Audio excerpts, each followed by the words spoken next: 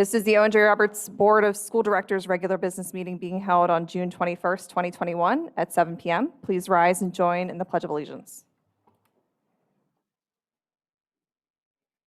I pledge allegiance to the flag of the United States of America and to the republic for which it stands, one nation, under God, indivisible, with liberty and justice for all. Please join us in a moment of silence as we reflect on those serving in the United States Armed Forces, both past and present.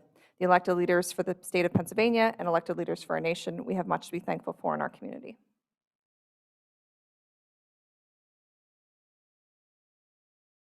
Please be seated. All right, we do have what am I calling it, an amendment to the agenda.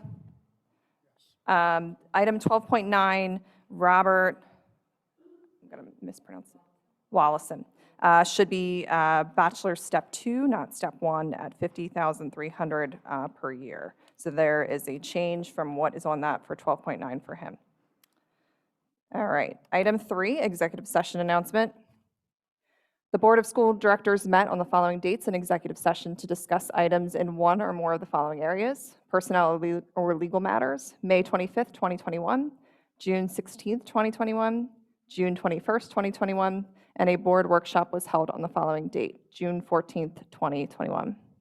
Item 4, our superintendent's report.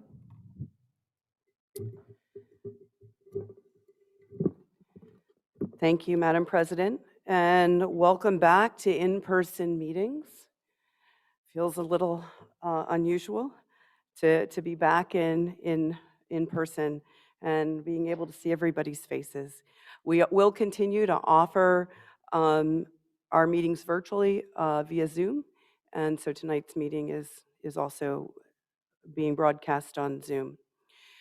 So one item that I would like to highlight in tonight's agenda is the health and safety plan.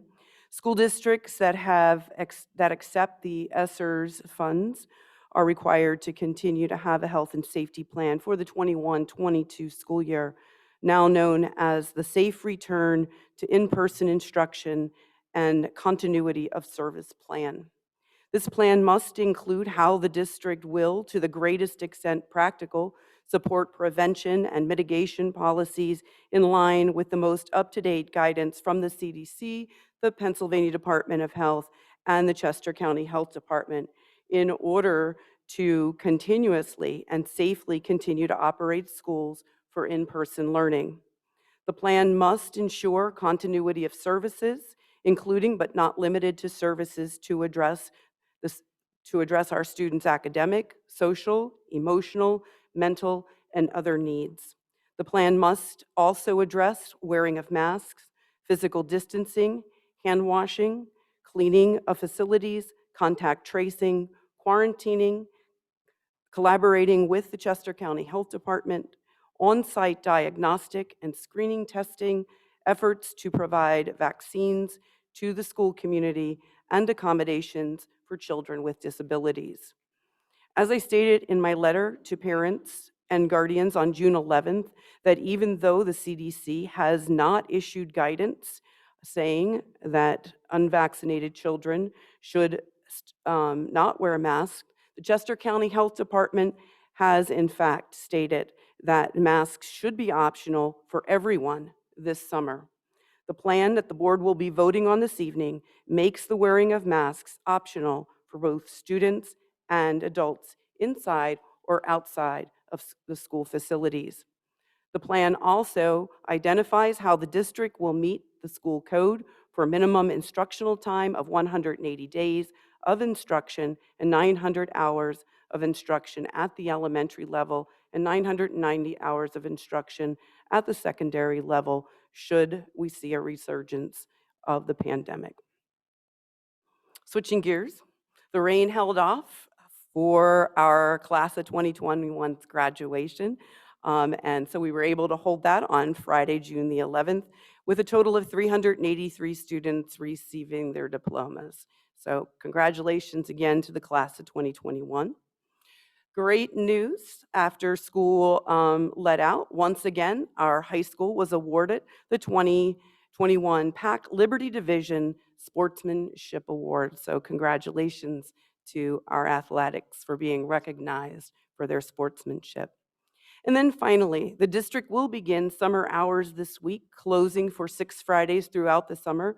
Employees work extended hours between Monday and Thursday, saving the district an estimated $59,000 in utility fees over the course of the summer. This concludes my report, Madam President. So now we're going to move on to student recognitions. So first, I'd like to invite our athletic director to come on up. Our athletic director is Dr. Randy Cuthbert, and he has some athletes that he wants to recognize, starting with our girls lacrosse team, which I understand are virtual this evening because it is their banquet tonight.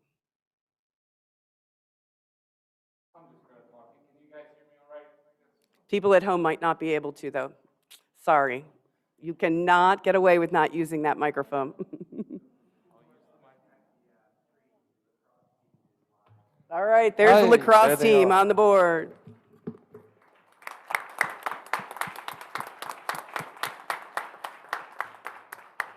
Since our last recognition, we had some other awards come out and some other sports finish up. So we want to take a couple minutes tonight to recognize some of our outstanding student athletes. The girls lacrosse team, undefeated PAC champs this year. They qualified for districts. They advanced to the final 8 in the state. So they went on to the quarterfinals. They really had an outstanding year. We have a couple individuals who won special awards. So first would be Corrigan Sweeney. Corrigan was the PASLA Rookie of the Year this year.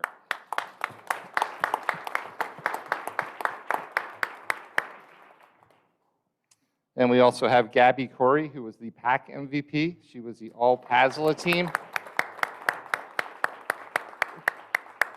There's a few more awards. She was the PASLA Breakout Player of the Year, and she was a U.S. Lacrosse All-American. Congratulations, Gabby.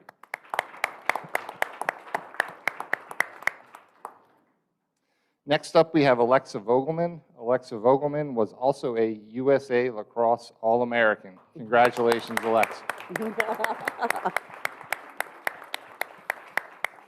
And we also have Coach David Schlesinger, who was the U.S. Lacrosse Coach of the Year. Congrats, Coach.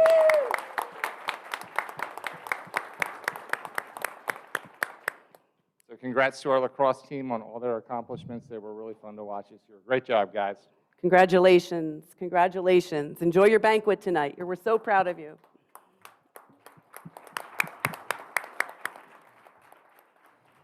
We have some more student athletes. I'm not sure if you are here tonight, then I certainly come up and get your certificate. I think a lot of them are Zooming and some of them could not attend tonight. So from the tennis team, we had our top singles player, Jason Sawicki. He had an outstanding year. He placed second at the PAC Singles Championship and qualified for districts. Congratulations, Jason.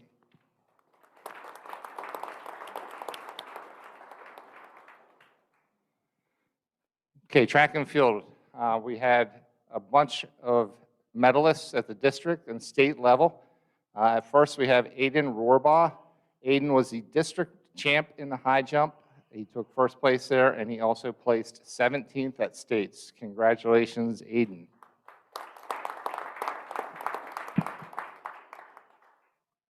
We also have Claire Zuby, who placed second at districts in the 1600 meter, and she went on to pick up another state medal this year as she placed 5th at states in the 1600 meters. Congratulations, Claire.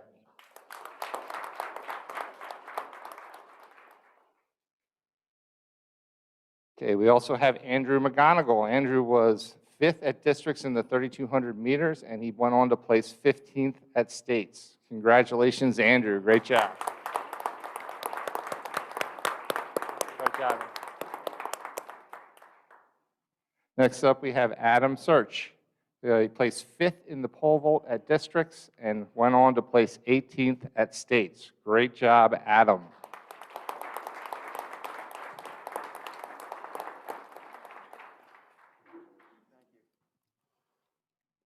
I've seen him too. That's hard to do. I don't know if you've ever seen pole vault. That's scary. Great job, though. Then we have Zach Taylor. Zach placed 5th in districts in the long jump, and he went on to place 22nd at states in the long jump. Great job, Zach.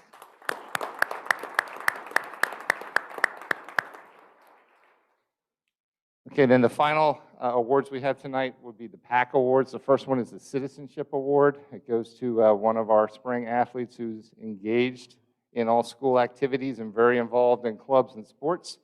And the spring winner was Diana Tabatabai. I hope I said that right. No, not even close.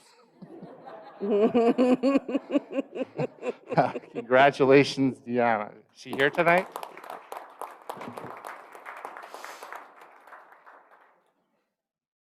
Okay, and then we have the PAC Scholar Athletes. So from each team, the senior with the highest GPA is recognized by the PAC. From the baseball team, we had Sam Shermell.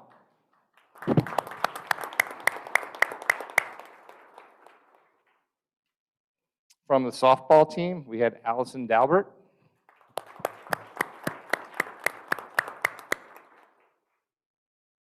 From boys lacrosse, we had Dylan Mercadane. Congratulations. From girls track and field, Kendall O'Bara.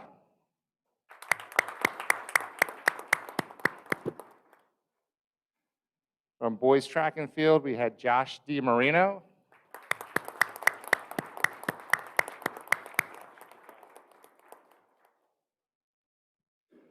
From the tennis team, we had Parry Ryan.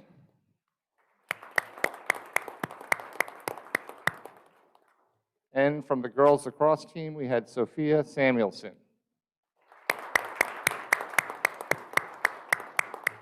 We just want to thank all of our coaches and student athletes for navigating everything. They did a great job. It was really fun to watch them compete again, and we had a lot of success on and off the field. So thank you to all you guys for making it possible.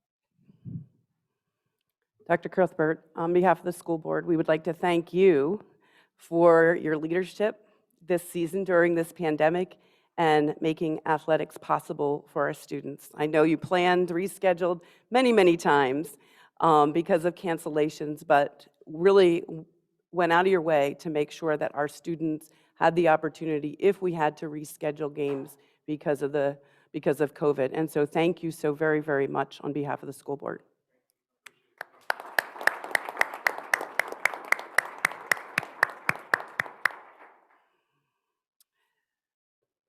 Our next recognition is an annual recognition for the Citadel Heart of Learning nominees. And so this year, 86 of Owen J. Roberts teachers were nominated for the Citadel Heart of Learning, and those nominations come from parents. And this year's winner is from East Vincent. So Owen J. always has a winner for Citadel, and so this year's winner came from East Vincent, and that is third grade teacher Lisa Cunningham. So congratulations. If you were a Citadel nominee, if you're a teacher in our audience and you're a Citadel nominee, if you would stand up, the board will recognize you for being nominated, because I do think some of you might be in the audience. Thank you very much.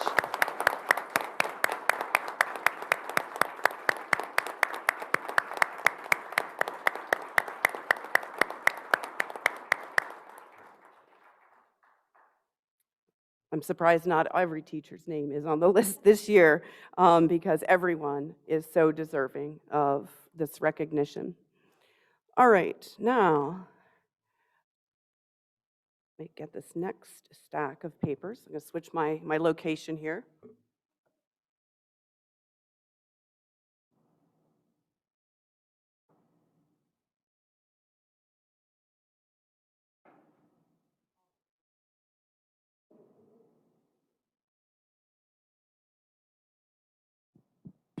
To make sure we're conserving the batteries, I guess.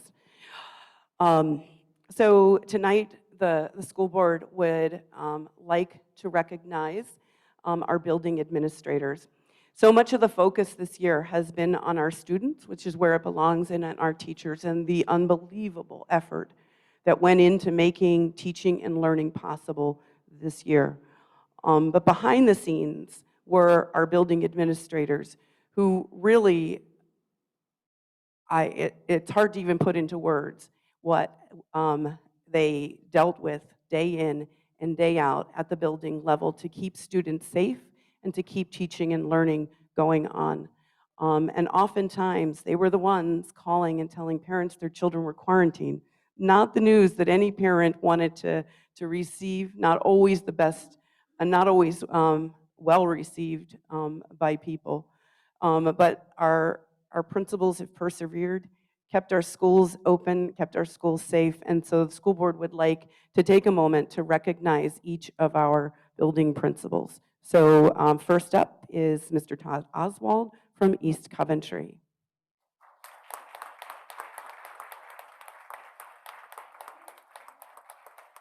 Congratulations, thank you.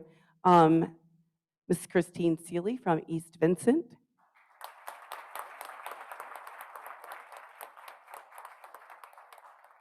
Ms. Seeley is now going to be our cyber principal.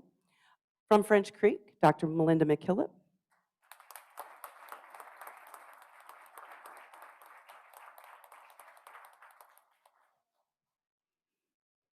From North Coventry, Brad Bentman.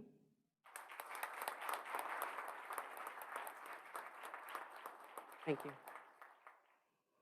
West Vincent is Mr. Ed Smith. Now, it is his wedding anniversary, so he is appreciative for the recognition. I know, I come to board meetings when it's my wedding anniversary.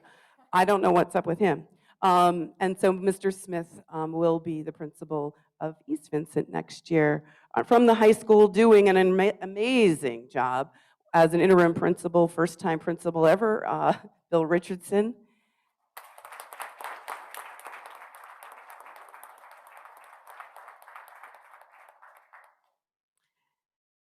And Mr. Richardson will give all the credit to his team. Whenever you talk to him, he always wants to give credit to his team. And so part of his team is Stephen Kohler.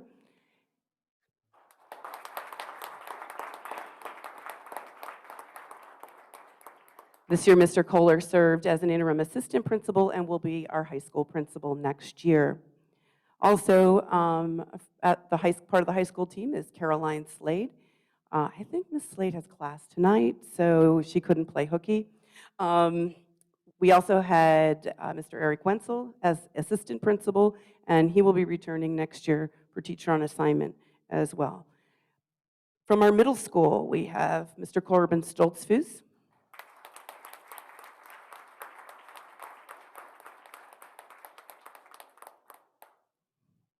And assisting him is Mrs. Sheila Amadei. Mrs. Amadei will be West Vincent's principal next year. So thank you on behalf of the school board for everything that you've done. And I know so much of it was behind the scenes, and probably I don't even know about it. But thank you for all you've done for our teachers and for the students of Owen J. Roberts.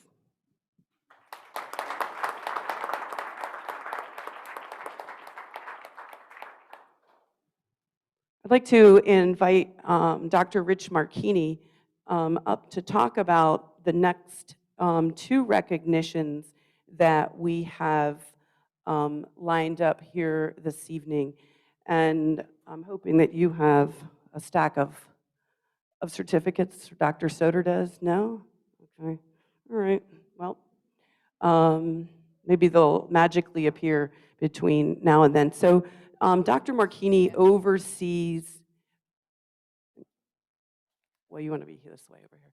So Dr. Marchini oversees pupil services, and so pupil services is what I call the, well, he calls it, really, it's not me. It's the everything else job, and so he oversees our nurses, he oversees our guidance counselors, and of course, all of the services that we provide to our students. Well, this year, that included a whole lot more. And so this year, we were able to partner with some members of our community, and I would like for him to be able to talk to you about that. Thank you, Dr. Lloyd. One of the great challenges we had this year, as I think you've heard, is student attendance. When students were virtual, it was very hard sometimes for students to engage. Our building principals, along with student services staff, counselors, behavioral specialists, mental health specialists work with students. We had a couple truancy programs. But for some students, it was just not possible for them to either attend or log on, et cetera. And in those cases, by law, we have to file a citation at our local court for truancy. We had, it was pretty amazing because Judge Hippel, who's here now, I'm going to recognize him in a second, was able to have over 40 hearings this year. And these are hearings where the students have maybe 20, 30, 40 days of truancy. And what's interesting is as soon as they get the citation, most appear and change their pattern behavior immediately. But it's not just a citation. Judge Hippel is able to talk to the parents, the family, ask them what's going on, reach out to Children and Youth Services on our behalf. He's able to engage a lot of social services and also counsel them that they need to attend. His goal is not to fine. He very rarely fines, but he continues it. So what he says, let's set a goal for 90% attendance, and we'll continue this for 45 or 60 days. And then they come back, and of the 40 hearings, we saw incredible improvement of 36 of those cases that had near 90, almost perfect attendance after meeting with the judge. So it's pretty remarkable. I'd like to honor him tonight, Judge John Hippel, our local magistrate.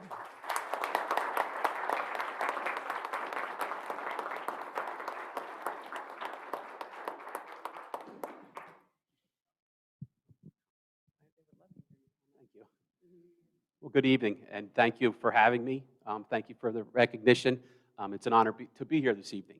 And I want to start off by thanking Dr. Lloyd and Dr. Marchini and Dr. Marchini's team. I see a lot of familiar faces in here this evening. Thank you. You come into court, you're very professional. We all work together as a team, and that's how we're going to get this done. That's how we're going to continue to get it done. Let's keep working hard, and have a great, safe summer. Thank you.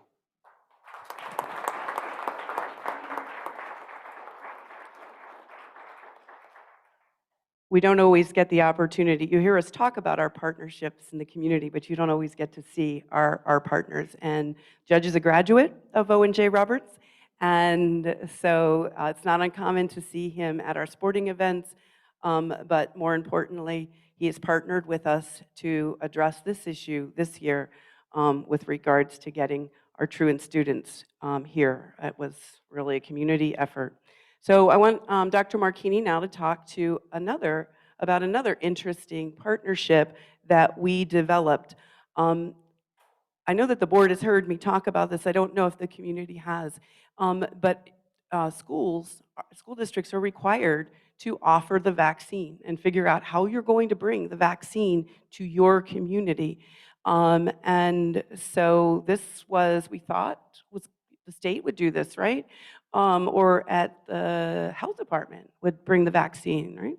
Well, turned out that wasn't the case. School districts had to find providers in their communities to bring the vaccine. And so as one day I was out knocking on doors and visiting pharmacies and being told no time and time again, I came back to my office and I had called the superintendent of Phoenixville and said, I'm going out and I'm going to be talking to the pharmacies in our community. Do you want me to talk about Phoenixville needing the vaccine too? He said, okay, well, I'm going to talk about O&J when I'm out visiting the pharmacies in the Phoenixville area.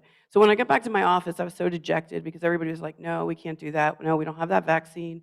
And it was within a short period of time that sure enough, Alan Fegley, superintendent of Phoenixville, called to tell me that he had found a partner for Phoenixville School District and the Owen-J. Roberts School District. And so, Dr. Marchini, you want to talk about our community partners? Because you're the one that got to work closest with them. Thank you, Dr. Lloyd. So we were able to have the contacts directly from Phoenixville School District, and we're able to actually go out to their vaccination clinic and offer it for students who are 16 and older at first. And then we did 2 shots for them. We've done 1 shot for students 12 and older, and the second one's coming up next week. Our Gateway Pharmacy folks, Mark Zalagi and Jen Urso. I don't know if anybody's here today. Jen, thank you very much. If you'd like to come up, Jen.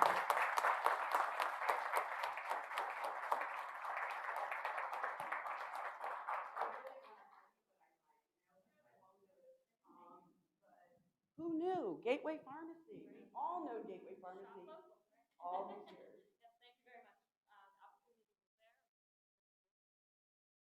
We had a fabulous team with the hospital,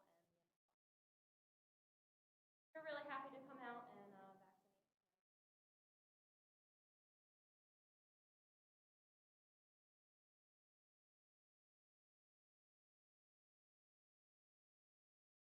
Vaccination rate, which is amazing, so hopefully. Happy to do it, so. Thank you Thank so, you. so Thank much. you very much, thank you. Okay.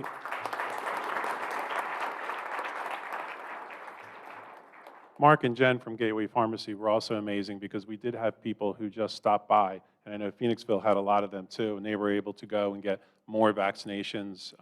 They have to be, I guess, in a certain temperature, yeah, sub-zero temperature. So they, as they said, they were going back to mix some more, whatever that means, right?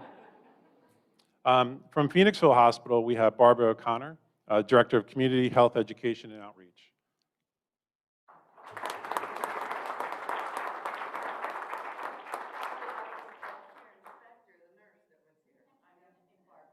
Oh, okay. Well, we appreciate, and I saw lots of your kids, and it's a great job and great consortium for all. Well, we are so appreciative. It was interesting that we were looking in here in our own school district and looking where we frequent, as well as, many of us frequent the Lifetown Hospital, not realizing that our neighbors. Thank you. It's our pleasure.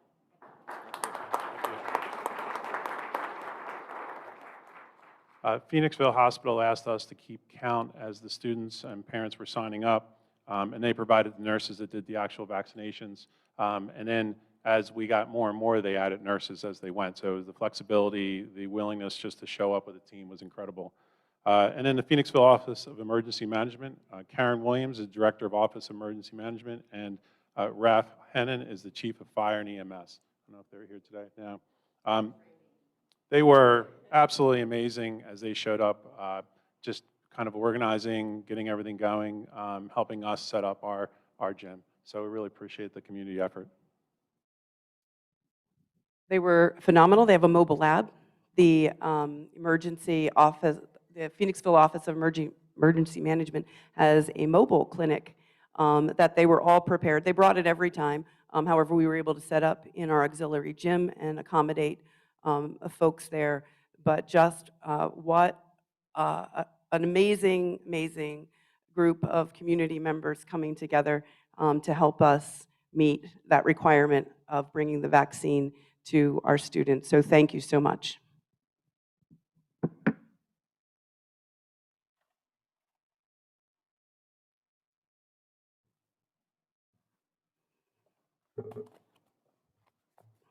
All right, I think we've covered all of the recognitions for tonight, Mrs. Prophet. We had a lot happening around the district here at the end of the school year. So we actually have one more. So because tonight is your final superintendent report, we have a surprise for you from the district and from our students. So Mr. San Francisco, let's do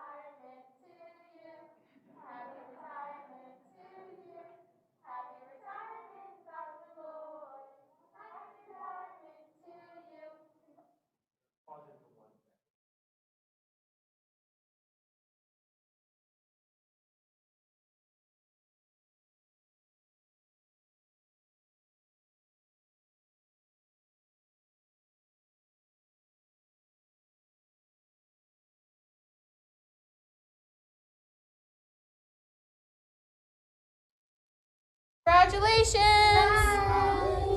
Thank you for all you do. Thank you, we appreciate you. Congratulations, Dr. Lloyd. Thank you so very much, We appreciate you. Thank you so very much from our class to you. Thank you, happy retirement. Congratulations, Dr.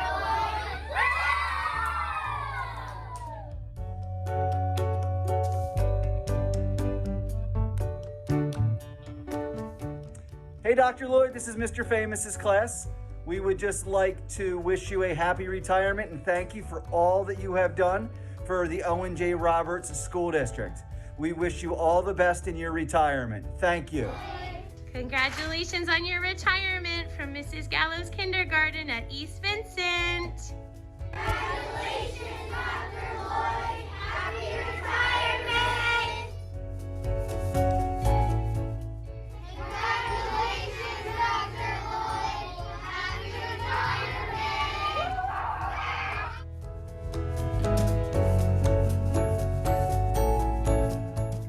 Hi, Dr. Lloyd. This is Robbie Nemchek, and I just wanted to say thank you for all the work you've done in French Creek. French Creek loves Dr. Lloyd. Congratulations, Dr. Lloyd. Enjoy your retirement. Have a great retirement and seeing your grandchildren. Bye. Hi, Dr. Lloyd. I'm sure your grandchildren will love having you around more. We'll really miss you, but I'm sure you'll have a lot of fun with them. Congratulations, Dr. Lloyd. I hope you have an awesome time with your grandkids. Bye. Hi, Dr. Lloyd. I'm Madeline Carlisle. And I'm Christopher Carlisle. Thank you for all you've done for Owen J. Roberts. And we wish you a happy retirement. Thank you, Dr. Lloyd. Congratulations. You're the most super snazzy superintendent there is. And because of that, we want to show you how snazzy you are. Ladies.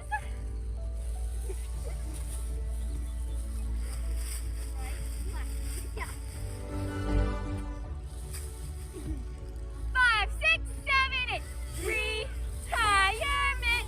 Retirement. Miss Hess's 5th grade class could be a snazzy retirement.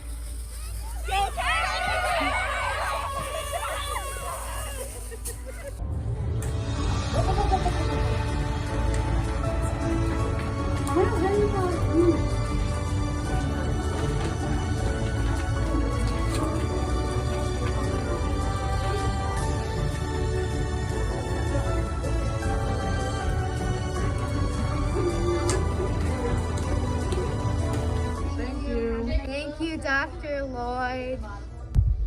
Thank you. Thank you, Dr. Lloyd. Thank you, Dr. Lloyd. Happy retirement. Thank you, Dr. Lloyd. Thank you, Dr. Lloyd, for being our superintendent, and I really hope you have a good retirement.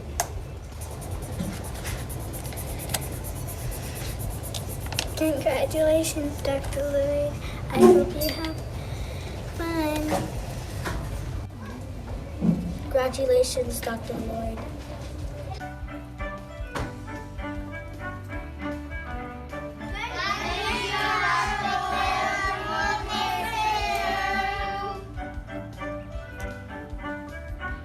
Thank you, Dr. Lloyd, for being our superintendent.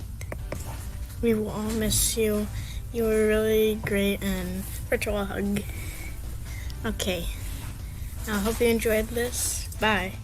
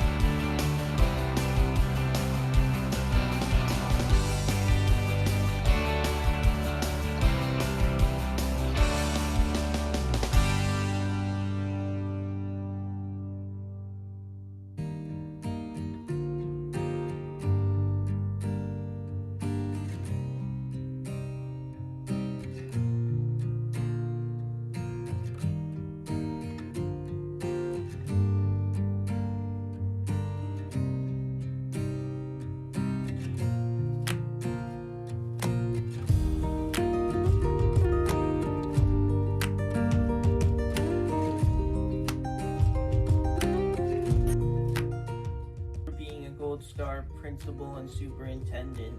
Have a good retirement. Dr. Lloyd, thank you for being the best superintendent and principal of North Coventry. One of my favorite memories was when you allowed me to return to North Coventry on my birthday to visit the school and see some of my favorite childhood teachers. Thank you for letting me do that. I wish you the best of your retirement and hope to see you soon.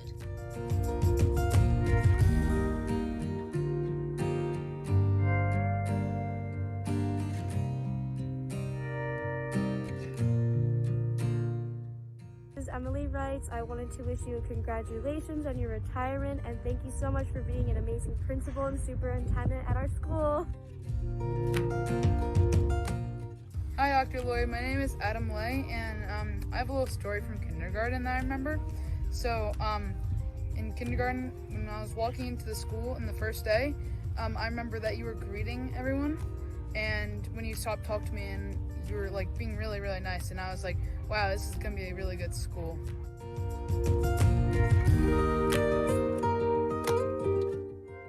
I am Bella Ellis, and have a wonderful retirement.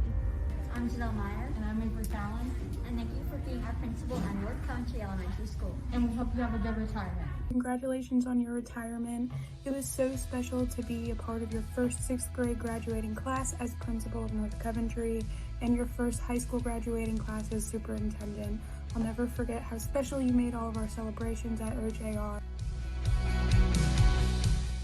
Throughout all my years of elementary school at North Coventry, I always remember if I would pass Dr. Lloyd in the hallway, she would always wave hello to me, or we would start having a little conversation, and she would always greet me in her nicest ways. I hope that she enjoys her retirement, and my best wishes to you. The Massey family wants to wish you a very happy retirement and say thank you for supporting our family and the Owen J. Roberts community. You will be missed. We will miss you. I'm here wishing you a very happy retirement. You've done nothing but good things for me and everyone else in OJR, and that is something we can never truly thank you enough for. So thank you very much, and I wish you nothing but the best for the future. Hi, Dr. Lloyd. This is Michael Sussin. I just wanted to let you know that we are so happy that you are a North Coventry principal, and we hope that you have a good retirement. I just wanted to say that you were a great principal and superintendent, and that no matter where I saw you, whether it was at school or at church or in a restaurant in Baltimore, if you remember that it was always a pleasure to be around you, and that you helped me through my years at school, and that I'm wishing you a great retirement and hope to see you soon. Thanks. To someone who has stood by you, by your side through the worst possible time in your life, we say thank you. Thank you for who you are. Thank you for everything that you do each and every day. You're special. We love you. We support you. Happy retirement. Good luck in your retirement.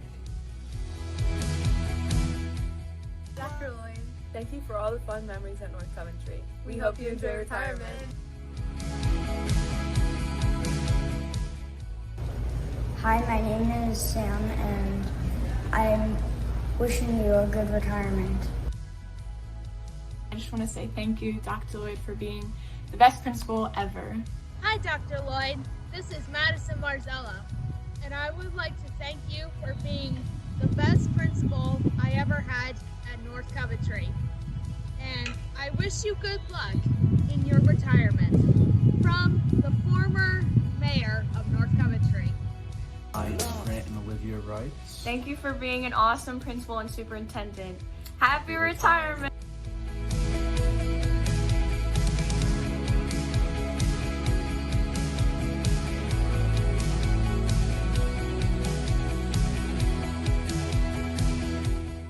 Hi, Dr. Lloyd. It's Lonnie from Star Hill. Just wanted to say best of luck and thank you for everything you did for us through elementary school till now. Thank you for being a great superintendent and going to miss you.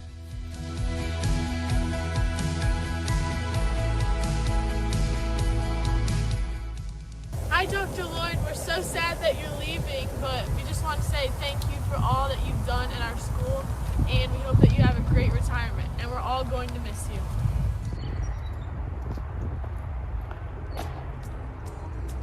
West Vincent, we can do better.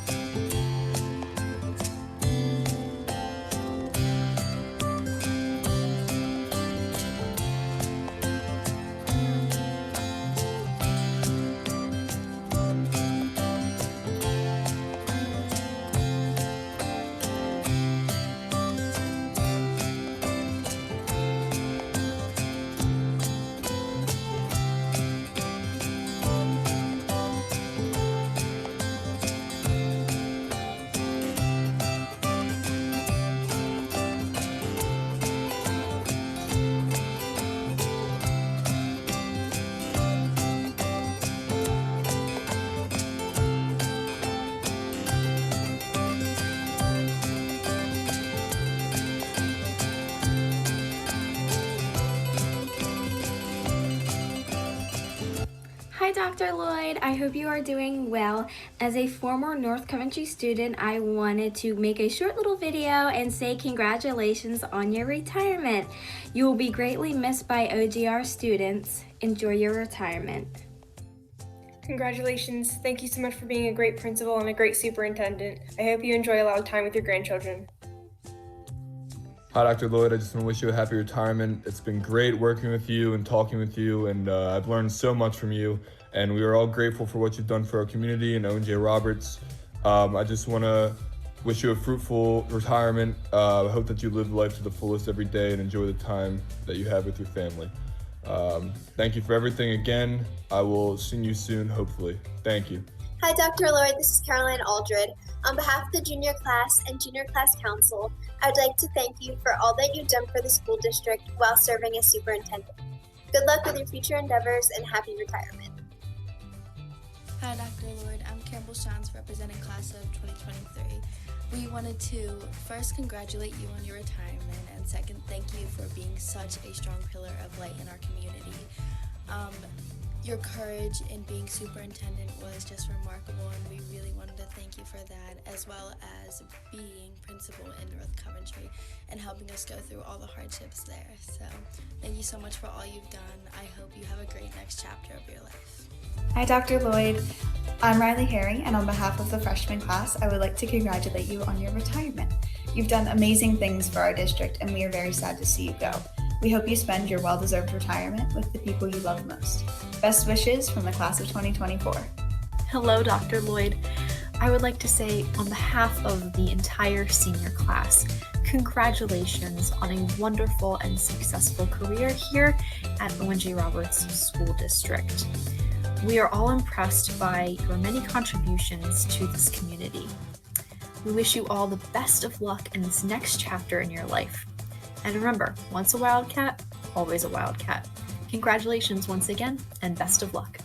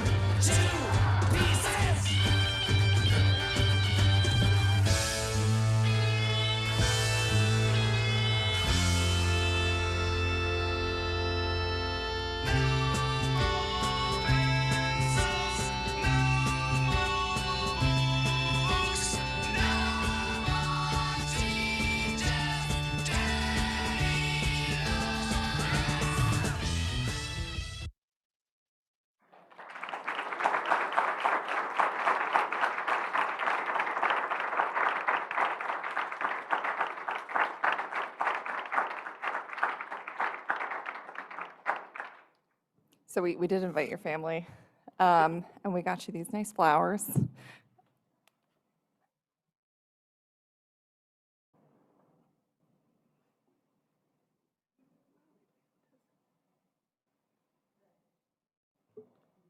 My sister Joanne. Thank you, sister. My husband.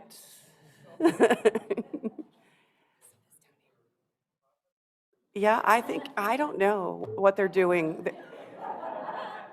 They've seemed to take control. And my son David. Okay. Yeah, we do have some gifts. You guys are in big trouble. So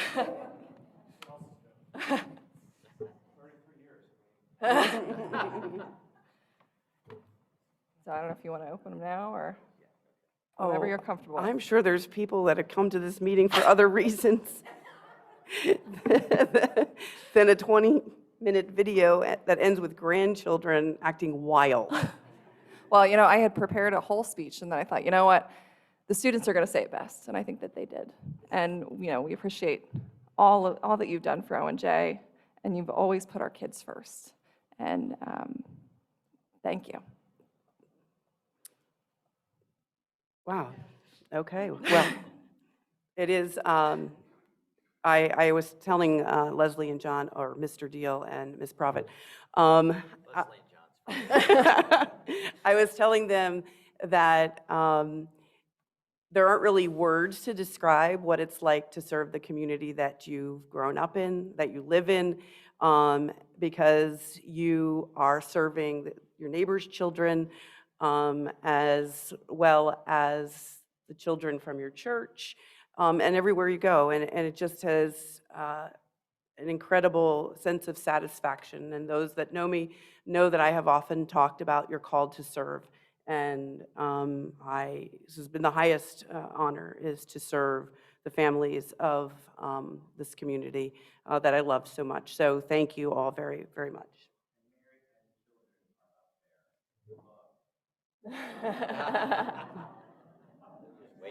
Yeah, they're in trouble too. Everyone's in big trouble. Stop waving now, children. Go to bed. But it has been an absolute honor serving with you. And I can think of no one else that we'd want leading our district this past year through everything, so thank you.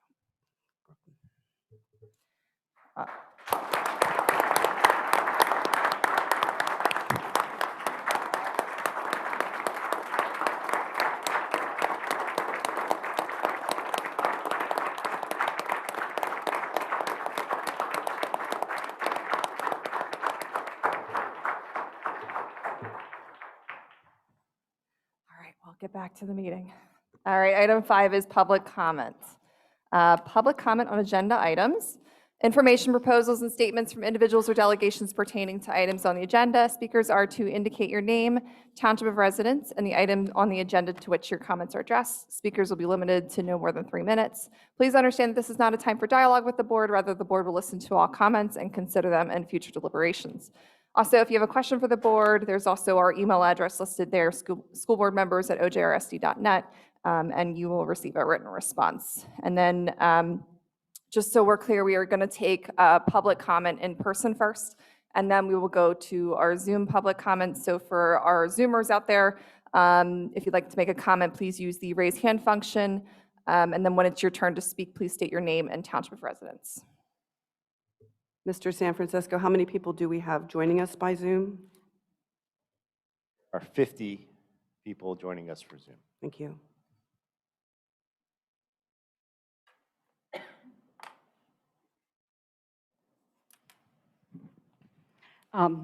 Heather McCreary, East Coventry.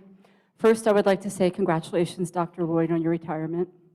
I also wanted to speak to agenda item 12.2 with the other retirements that are on the agenda tonight. 3 of them honestly bring tears to my eyes: Mark Bilodeau, Beth Cheval-Fuller, and Barbara Rosado, who all touched my children. I mean, they meant a lot to them in many different ways, besides just teaching them in terms of personal growth and whatnot when they were at the middle school. And also the other ones on there too, Karen and Robin and Patrice, will be very sorely missed in this district. I'd also like to speak very briefly to agenda item number 13.4, which is your equity policy. And I think that before you put this policy into place, you need a little bit more work on it. This past year was very difficult with navigating COVID in the community, and equity is a very serious issue. In reading on it and trying to understand it myself, I noticed that the PSBA definition of educational equity actually says that all students shall have access to a high-quality education, and I do not even see those words in your policy that you have on for approval tonight at all. I do see it in a very brief mention on your website post about equity, but the equity post is actually buried in the website underneath departments, drop down to student services, and then drop over to equity. So I think with such an important subject that it needs a little bit more work before it gets put into place and actually becomes a legal document under a policy that will be harder to change and go back to make the corrections first. Thank you. Thank you.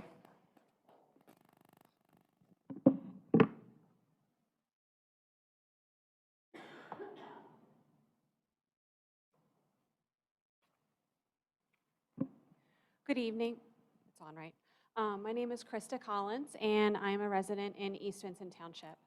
I wanted to speak to 2 items tonight. First is the health and safety plan, and then I did want to make a brief comment on the equity policy that you have in place. So my comments on the health and safety plan, first of all, I'm really happy that you have decided to move forward with masks optional for the children. That is extremely important. My son was actually born 3 weeks before they shut everything down from COVID, and I have never been so happy to have a child that is young enough that he will never know the torture and the fear of having to wear a mask and understand all of the propaganda that they've been subjected to over the past year and a half. It is utterly alarming to me what we have done to some of these kids. And also, Dr. Lloyd, congratulations on your retirement, but the beautiful video that they put forward is exactly what I'm speaking to. There were children outside in a field, socially distanced, and they were covered in a mask. Why? They have shown, the WHO, the World Health Organization, has shown that children 5 years and under should not be masked because the motivation is the do no harm approach. Children 6 to 11 years of age should have a risk-based approach when making this decision. And I wanted to start this with a video tonight of a child bawling to her mother with the school bus waiting, that she couldn't breathe in the mask, Mommy. She didn't want to go to school because she couldn't breathe in the mask. It brings tears to my eyes. And I swear I will never mask my child. And I hope that we are finally going to lock this in a box and throw away the key and never, ever open it up again. But the problem with your health and safety plan is it does not state that you will refuse to ever mask our children again. And quite frankly, it should. Losing funding, as one of Dr. Lloyd's social media comments, because you may not follow the Chester County Health Department, isn't a reason to mask our children. If we know something is wrong, if we know something is tyranny, it is all of our jobs to fight against it. It's not a party decision. It's not a Democrat or Republican decision. This is the fact that we know that children are not greatly affected by COVID, and they should not be masked. There were tons of kindergartners that were masked. They fall under the guidelines that they should not be masked. But no one did anything about it. We just went with the status quo and said it was going to be okay and said kids are resilient and they're going to learn how to get over it. That is not acceptable. Never, ever again should we ever go back to this extremely dark time in our history. There's been plenty of them in the United States. I guess that's my time. I didn't get to the equity one, That's but I 3 agree minutes. with Heather McCreary. Thank you very much.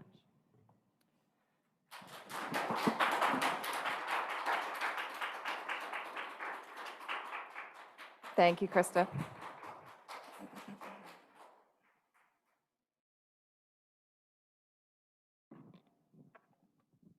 Thank you. I'll pick up on the equity piece.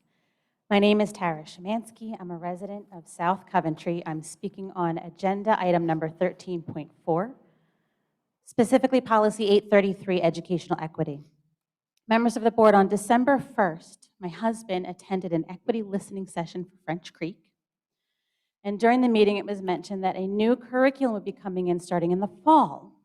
So we emailed Dr. Lee with questions about the curriculum that she referenced, asking about the timeline. And Dr. Lloyd, I'm thankful, emailed back a link to a sample curriculum, not this one perhaps, but something of its ilk, published by the Southern Poverty Law Center. And when we went through the Southern Poverty Law Center website, it didn't take very long to see how far we have fallen educationally from teaching what is true and good and beautiful and unifying. But we don't know exactly when it will be put forth and if in fact it's going to be coming this fall. So I ask, if you pass this equity policy tonight, when does the public get to see the curriculum that appears before the school board, which you must have been working on for at least the past 6 months if we saw it in December? When do you approve adjustments in the curriculum? Obviously, school starts in less than 8 weeks, and I'm sure the parents, including myself and my husband, would like to see what will be approved. I've been on the school website. I did not see any corresponding curriculum published. So we'd like answers as parents to these questions, so we decide whether or not our students, we have 3 of them going on 4, will be returning to the public school. We actually already pulled them in February, partly because of the masks, but primarily because this curriculum is coming down. I just can't support and I won't subject my children to it. So if it does come down, we will be sending to other schools at the district's expense. Thank you. Thank you.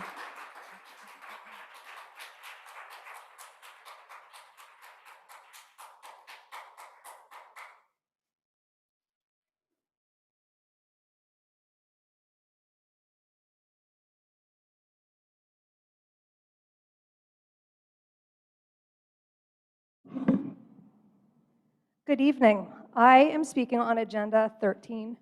Point 1. My name is Rachel Morris, and I'm a resident of East Vincent. I'm a mother of two, a small business owner, and an advocate for Pennsylvania Coalition for Informed Consent. We are families, employees, healthcare practitioners, and students all across the state who share in the work of building informed community, educating leaders and legislators, and taking consistent, necessary action to shine a light on the critical need to protect bodily autonomy.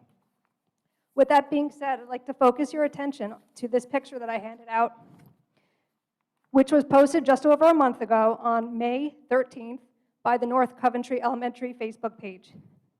It shows a group of fourth graders sitting outside, socially distanced, and playing wind instruments through masks.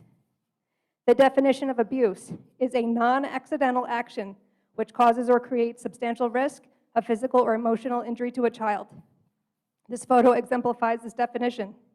Evidence shows COVID-19 poses nearly zero harm to children. Yet these instructors had these children play instruments through masks anyway. This is a classic example of abuse using psychological manipulation and emotional blackmail without scientific backing. Dr. Lloyd responded to the criticism of this photo by stating that the school district must adhere to whatever the Chester County Health Department says. Although masks will no longer be required as of June 28th, my concern is that ONJ Roberts will not make choices that are in our children's best interests and instead blindly follow whatever the CCHD recommends. Dr. Lloyd justified this photo stating, CCHD permits students to remove their mask while eating or drinking. However, they require masks to be worn when playing musical instruments. Band students have special masks with slits. I'd like to draw your attention to the June 10th press release, which is on the second page that I handed out, given by the Chester County Health Department. Jean Franklin, the director, states if the incidence and positivity rates remain at present levels, then our guidance for school officials will start the school year with no extra mitigation measures, including masks. Of course, the decision for any COVID-19 mitigation measures is ultimately the responsibility of each school district. That is her quote. What we are teaching our kids through this disturbing photo is that we should blindly follow orders without using critical thinking skills. In addition, our school district is using CCHD as an excuse to not be held accountable to parents and taxpayers. I'd like to point out that the original post was deleted from the school's Facebook page, perhaps because many community members expressed outrage over the image, and ONJ Roberts was rightfully embarrassed. If that's the case, please don't brush it under the rug. Consider the message these outraged community members are trying to send to you, that we are disturbed by these images. Going forward, and with a new superintendent coming aboard, please make the change for our children's sake. You have the ability to make better, healthier decisions that take into account our children's mental and emotional health. History has shown us the tragedy that can come with the excuse just following orders. We can do better, and our kids deserve better. Thank 3 you. minutes. Thank you.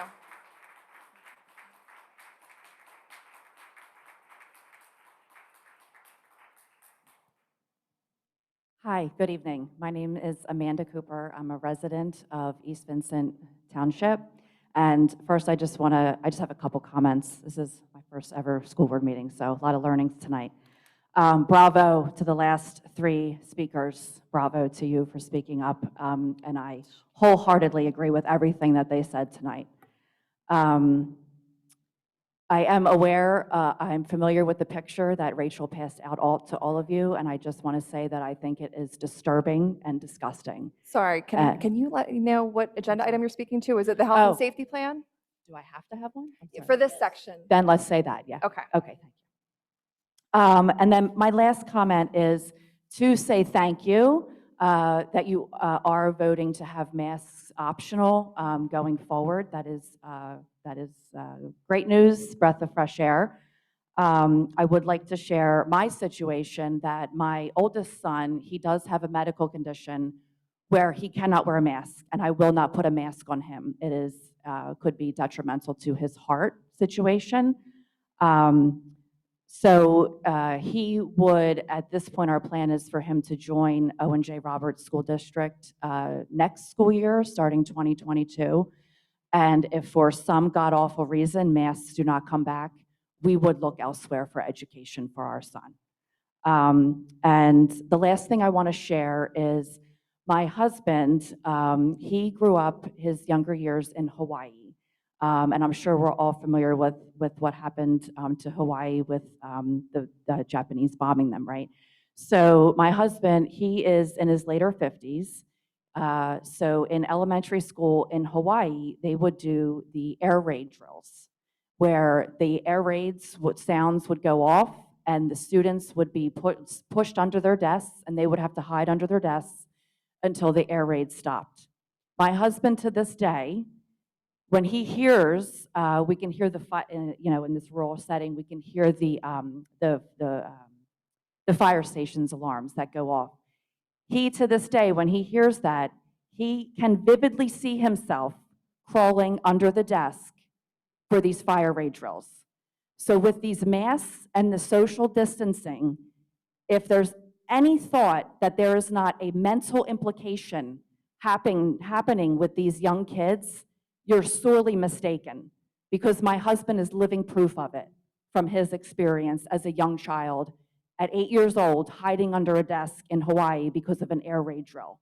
And here we are today in 2021 and 2020 last year, putting masks on our kids and social distancing them, telling them it's not okay to touch your friends. It's not okay to stand too close to your friends. It's not okay to eat next to your best friend at lunch. And it's not okay. But after all that rant, I just want to say I am very pleased that masks are optional going forward, and thank you for your time. Thank you.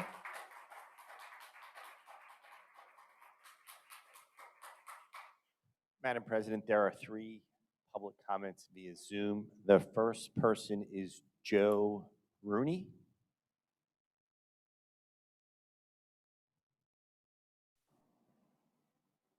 Joe, if you could state your full name and township of residence, you are unmuted.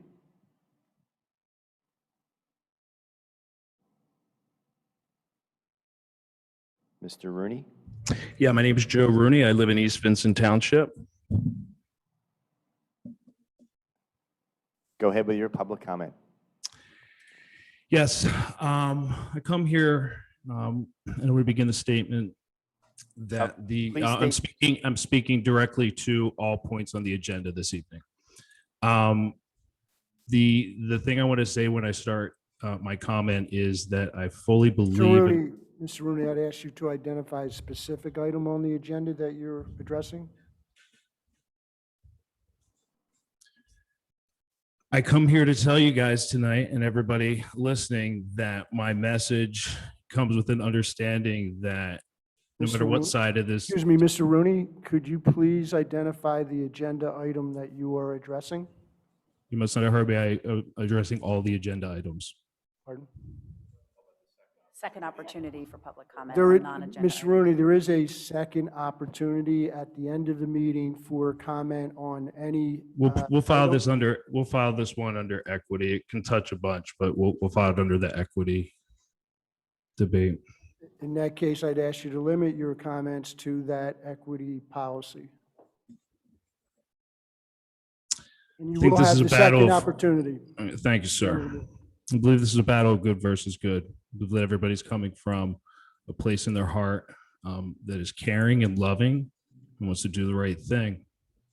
There are people running for the school board who have at least put their endorsement behind radical people in this equity arena. And for those listening, equity is much different than equality.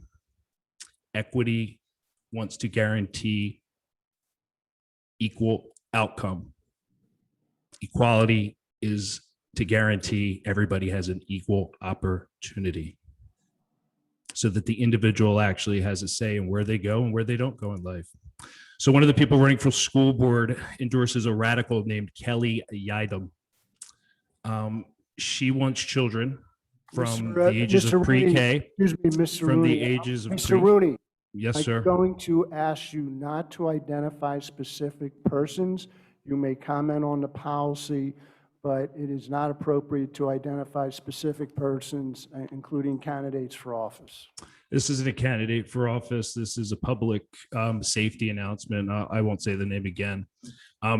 this person who is endorsed by a school board candidate, a female, initials AS, she has endorsed this person who wants kindergartens through fifth graders, and she actually works with them today in Delaware County. And here's what she says. She says, I have worked closely with school Excuse me, Mr. psychologists. Rooney, I'm going to have to ask you to not either address the equity policy and stop, but you don't have the right to address personal accusations or personal attacks against persons.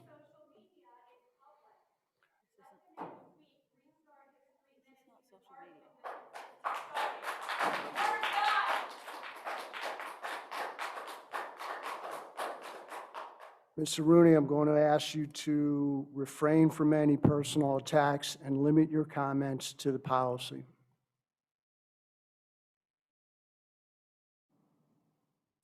The policy is that when you teach children shame and you put shame into their hearts and in their minds, you have the chance to destroy that child. And I find it very, very, very sad that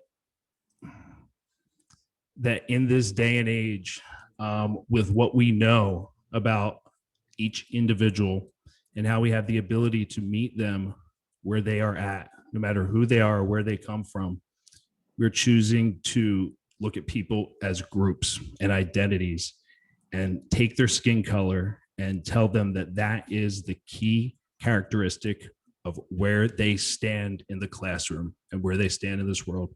I think it's a shame. I think that it's a shame that people are actually saying this out loud. I think it's a shame that people are saying this to children as young as 5 years old and actively teaching them that they should have some sort of shame in their heart because of who they are. It destroys children. It only takes one feeling of guilt and doubt in themselves that can send a 5-year-old on a lifetime of addiction, of withdrawal. I see so much failure in the school system in terms of grades, and now we want to get to teaching about emotions. Our achievement levels in English and math are failing, but we want to get into equity and diversity. How about we focus on the... That's time, Madam President. Thank you. The next person is Jason Miller. Jason, you're unmuted. Please state your full name and township of residence. Jason Miller, North Coventry. I would like to comment on 13.4. So the policy says that the district curriculum shall promote equity and respect. Doesn't this cause teachers to teach opinions and ideas rather than facts? I didn't think that schooling was supposed to be entering the realm of politics. If we force children to focus on race and gender identity rather than character and a person's deeds, then they are being forced to judge people based upon those factors of the people that they see at school every day. These are these politics should be handled at a family level, and decisions on what our children are taught about these things should be made at the family level. And lastly, I would say that God created everybody in his image, and everyone has equal value because of that. Thank you. Thank you. Madam President, the next person is Lisa Yost. Lisa, please say your full name, township residence, and agenda item you are referring to. Hi, this is Lisa Yost from South Coventry Township, and I'm referring to agenda item 13.1, the health and safety policy. I know there has been some debate and some opinion stated here already around the health and safety policy and the district's practice of following both the CDC as well as the Chester County Health Department. I would like to applaud the school district for continuing to follow the guidance of the Chester County Health Department. They are the experts, and I think it's absolutely the right thing to do for the district to continue to follow the expertise at both the county, the state, and the national level around public health and what is best to prevent spread of a pandemic, to keep our students, our teachers, our administrators, and our families safe during what's been a really challenging time. So I fully support the district's decisions to date to follow guidance put out by the health department, and I'm encouraged that the policy states that we will continue to do so. Thank you. Thank you. Madam President, that's the end of virtual public comment. All right, we're going to move on to item 6, which is board committee reports. Item 6.1 is Finance and Buildings and Ground Committee. Mrs. Booth. Thank you, Madam President. A standalone finance meeting was held March 29th, 2021. During the May 3rd, 2021 board working session, the GIZA project IGA investment grade audit was approved. By June 25th, 2021, a summary will be available from the Owen J. Roberts School District Maintenance Head and personnel to review. July 9th, 2021, the board is scheduled to receive its summary. The district-wide service center timeline. All involved remain financially cognizant of budgetary issues. July 2021 construction documents will be completed. Those are necessary to activate the bid process. Owen J. Roberts School District will be completing what in-house tasks when and where possible to keep the cost down. Completion date is August 2020, at which time the Owen J. Roberts School District existing warehouse lease expires. For a quick review, the library courtyard, educational wing, soccer fields, and playground will remain intact for community and district utilization. An exciting note, the district and the township are contemplating a shared use agreement which would provide grant money to upgrade the playground, provide non-paved trails and district property when school is not in session. More information will be coming forth as both governmental agencies work through the process. Please stay tuned. A board working session is scheduled September 13th, 2021, 6 p.m. The high school LGI room. Zoom link and opportunity for community involvement will remain in effect.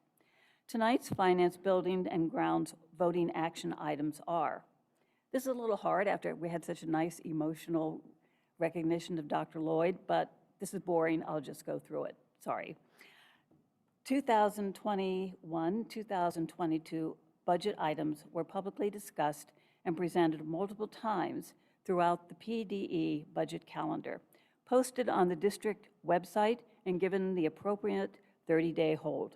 Again, I wish to thank all involved. I remain grateful we are able to hold the tax increase to 1.48% in this treacherous financial environment.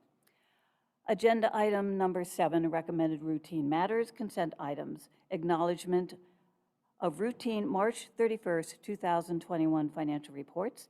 Agenda item number 8.1, approval of routine matters again. Acknowledge receipt of gift and donations, May 31st, 2021. Agenda item 19.1, approval of routine matters, 9.2 through 9.4, approval of bills, March 31st, 2021. New business, agenda item 13.1, excuse me, approval of the Level Up resolution as presented. A side note, the same resolution will be voted on during Wednesday's Chester County Legislative Council meeting. Items 13.11 through 13.14, approval of legal counsels for the year July 1st, 2021 through June 30th, 2022. General counsel, Fax Rothschild. Construction matters, Cagle, Kellen, Litz, and Lord, LLP. Special education, Sweet Stevens, Katz, and Williams. Real estate assessment, Yergi, Daler, Allebach, Sheffy, and Picardi. Item 13.18, approval of 2021-22 athletic ticket prices. Item 13.19, approval of district insurance policies as presented, 2021 to 2022. Item 13.20, approval for authorization of budget transfers, fund transfers, and GASB 54, committed fund balance amounts associated with the final audited financial statements. Item 13.21, approval of the proposed tax resolution. Item 13.22, approval of final 2021-2022 governmental and proprietary funds budget. Item 13.23, approval of request for one-time waiver of board policy 601.3 capital budget policies. Item 13.24, approval of 2021 homestead and farmstead exclusion resolution. Item 13.25, construction credit change order. MC-05, Matchline Mechanical LLC, Ephrata, Pennsylvania, a credit of $4,000. Item 13.27, approval of award of bid as presented with the CCIU Joint Purchasing Agreement. Item 13.29, approval of professional services and/or maintenance agreements, again as presented. Thank you, Madam President. Thank you, Mrs. Booth. Item 6.2, Chester County Intermediate Unit. Mrs. Munson. The Chester County Intermediate Unit met on Wednesday, June 16th at 7:30 p.m. I think the most touching thing was really the review of all the graduations from the various programs. The CCIU touches the lives of infants through, well, the grave, really. But the high school graduations were really wonderful to watch. I had the honor of actually representing the CCIU board at the TCHS Pickering graduation. The students there graduate both from their home district and from TCHS, and one of the people who gave a speech was an OJR graduate, Emily Wunderlich. So it was wonderful to hear the student speeches, wonderful to hear how appreciated every student exiting that program was, regardless of what they were doing with their life's next steps. Some of them are going into the military, some of them are going straight into jobs, some of them are going to other secondary education programs, and it was so just heartwarming to watch. Anyway, there will be no CCIU meeting in July or August, so the next one will be September 15th at 7:30 p.m., and I look forward to hearing more from them then. Thank you. Thank you, Mrs. Munson. Item 6.3, Curriculum and Special Education Committee, Mrs. Stutzman. Thank you. There was not a working session this month, but quick update on curriculum instruction. The PSS, you can't hear me? I don't often get accused of that. Okay, so there was not a working session this month, but as an update, the PSSA's Keystone IB and AP testing was completed for the year, and results on those tests will be sent to the school district this summer, so hopefully an update then. Many teachers took advantage of professional development sessions right after the school year ended for special areas, for technology, for social emotional learning, special education, world languages, nutrition, and course and curriculum development. And secondary teachers are currently developing several cyber courses for next school year. And then on that subject, Cyber Academy open houses and virtual drop-in sessions were scheduled earlier this month, and registration is ongoing.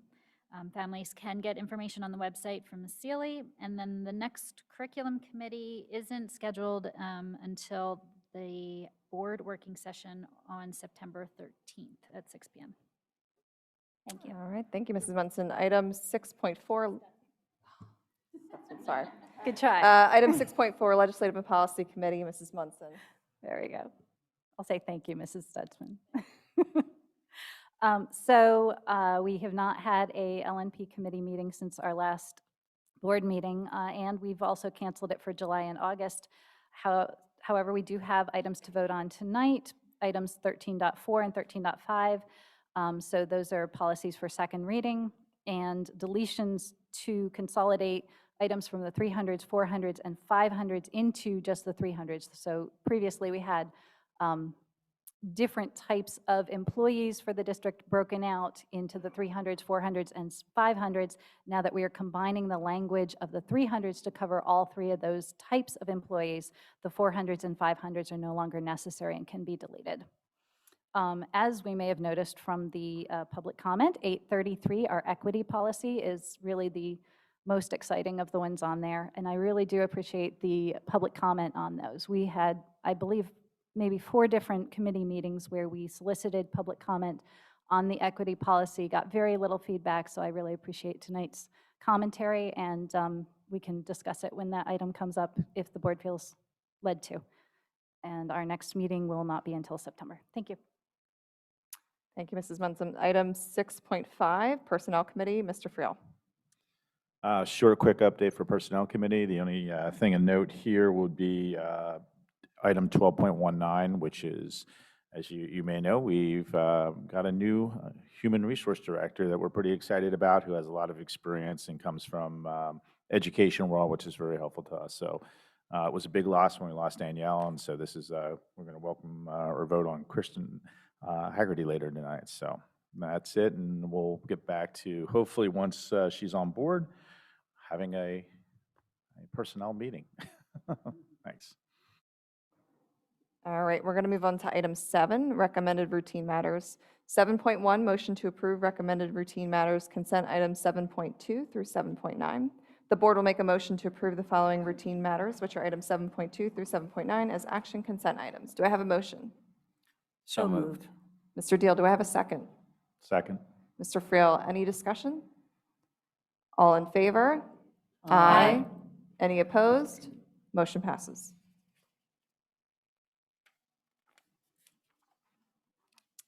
All right, item 8 is recommended routine matters. 8.1, acknowledge receipt of donations, contributions, and gifts. Acknowledge receipt of donations, contributions, and gifts as presented. We received a very generous donation from our local Giant store on Monday, May 17th. Michael Clays of our local store manager presented the district with a check for $13,842.63 that was raised from their Feeding School Kids program. During this program, every time you shopped at Giant, you were given the opportunity to round up your total at the register and donate your odd change to the district's school fund programs. In addition to shopper contributions, at times throughout the year, the Giant company matched roundup donations. So thank you so much to Giant. The district donation, Pottstown Lowe's donated disinfectant wipes with an approximate value of $1,700. Thank you to Lowe's. The Vanguard Matching Gift Program for West Vincent Elementary, the Blackbaud Giving Fund gave $84, and the Middle School Blackbaud Giving Fund gave $63. Thank you to them. And then at the high school, the NYAA Field Hockey, high school field hockey team donated $500. The Spring Hollow Golf Course donated a $500 value of a loan of golf carts to use during the graduation ceremony. The Coventry Property Services donated $450 value of time and equipment to deliver and return golf carts to and from Spring Hollow Golf Course to main campus for graduation ceremony. And Keith Morris donated $42 from the high school for the high school baseball team. So thank you to all of those individuals. West Vincent Elementary School, the West Vincent PTA donated $139.96 to cover the cost of the 4 Echo Dots. Item 9, approval of routine matters. 9.1, motion to approve routine matters, consent items 9.2 through 9.4. The board will make a motion to approve the following routine matters, which are items 9.2 through 9.4 as action consent items. Do I have a motion? Motion to approve. Mr. Friel, do I have a second? Second. Mr. Deal, any discussion? All in favor? Aye. Any opposed? Motion passes. Item 10, board discussion. Have any discussion? I just have one quick comment to make, because I know we're doing the budgets right now at the state for the surplus, and the schools have a potential to get some of that surplus depending if they put it through the fair funding formula, and that's being decided right now. So, you know, Owen J. Roberts is about $2 million underfunded if they distributed that money through the formula. So if you are advocating or know a state senator or a state representative, now is the time this month they're going to make those decisions. This affects our property tax. For example, if we got 100% of the fair funding formula, we could be at a 0 property tax for this next year, just to give you an example. So I would say if anybody knows anybody or is willing to get on the phone and advocate for us, I think property tax still remains one of the biggest issues, and this is an opportunity we have to chase it down. So my 2 cents on that one. I think we would appreciate members of the community discussing with our senators and representatives. I know several of them hear from us continually, and we've kind of like, we get drowned out because they're tired of hearing it from us. So I think the more members of the community that touch those representatives, that would be helpful as well. Thank you. Any more discussion? All right, item 11, old business. Ms. Prophet, before we move forward, can I bring your attention to agenda item 8.1? I'm not sure that we have a motion or a second on that regarding the donations. Thank you. All right. Do I have a motion for item 8.1? So moved. Dr. Malnasek, do I have a second? Second. Mrs. Booth, any discussion? All in favor? Aye. Aye. Any opposed? Motion passes. Seems silly that we have. Thank you.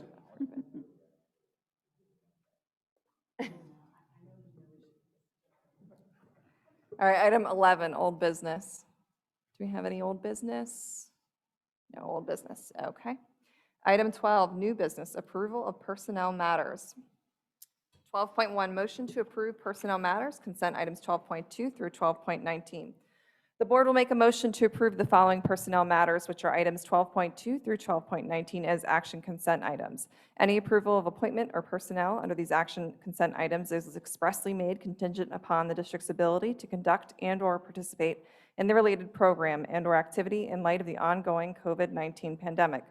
In the event district schools are 1, closed or providing modified programming, 2, unable to conduct or participate in programs or activities due to the direction or recommendations of outside agencies, including but not limited to the Pennsylvania Department of Education, the Pennsylvania Department of Health, the Governor's Office, the Chester County Health Department, the Center for Disease Control and Prevention, the Pennsylvania Interscholastic Athletic Association, et cetera, or 3, the district administration determines not to conduct and/or participate in any program or activity to ensure the safety of students, staff, and the community. The district shall not be liable to compensate personnel appointed herein for such programs and/or activities. In the event some programs and activities are conducted and/or held on a limited basis, compensation for personnel shall be paid on a pro rata basis commensurate with the percentage of the program, season, activity that was held and during which students participated. The decision to cancel, discontinue, and/or alter programs and activities shall be at the exclusive discretion of the district administration as previously authorized by the board pursuant to the district's health and safety plan. Do I have a motion? Motion. Oh, I'm going to give it to Ms. DiMarino. Do I have a second? Second. Mr. Frill, any discussion? All in favor? Aye. Any opposed? Motion passes.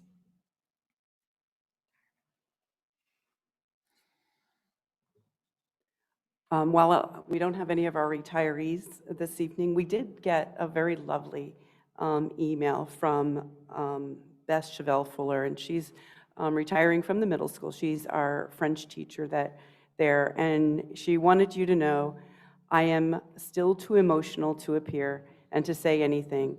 I am very sad to leave OJR, as it is a magical place where my job was not a job at all, as I laughed every day and I had so much fun and respect for all staff, the administration, teachers, paraprofessionals, lunch ladies, maintenance, housekeeping staff, and are all very special and welcoming, supportive and kind. Most of all, the children are amazing, year after year.